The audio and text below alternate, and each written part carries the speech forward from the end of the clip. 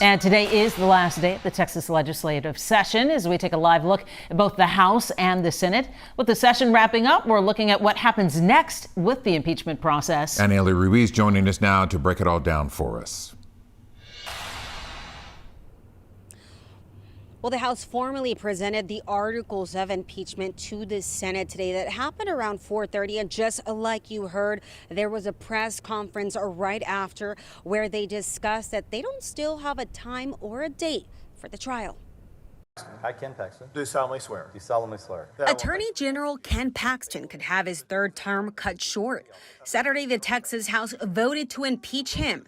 So what happens next? There's limited precedent, and even the rules that have been written for Texas are relatively vague. Here's what we know. During this impeachment trial, 31 senators will serve as the jury. The Speaker of the House has appointed 12 state reps to serve as prosecutors. And the defendant, Attorney General Ken Paxton, he's allowed to bring in outside attorneys, or the Attorney General's office can represent him. As for the lieutenant governor, he serves as a judge in this trial, but he also gets to set the rules. One important one, how much time will each side get?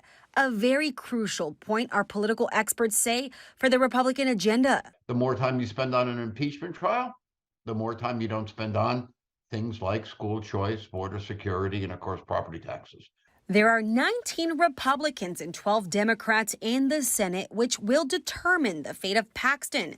That includes Ken Paxton's wife, and experts say it'll be interesting to see whether she participates in the trial. If she's not required to recuse herself, she's in a very difficult position in the sense that she either voting for or against her husband, and would be voting in a trial where at least some of the charges relate to benefits that she received. But again, we're still waiting on an announcement when this trial begins, but experts believe it'll be done here within the next month. But again, the key thing here is when you have a bad story to tell, you say it quickly and you get it over with.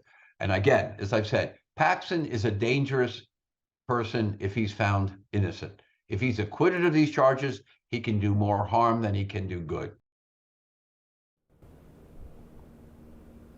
Now, experts say it'll be up to the governor to decide when this trial will be set. He has 10 days. If he doesn't do that, then it'll fall on the lieutenant governor. Of course, we'll have to keep a very close eye on Austin and see what comes out of there. Lynn? Yeah, and of course it takes 2/3 of the senators' vote to actually impeach the Attorney General. Annie Ellie tracking the very latest on the session, also on KHOU.com. Thank you.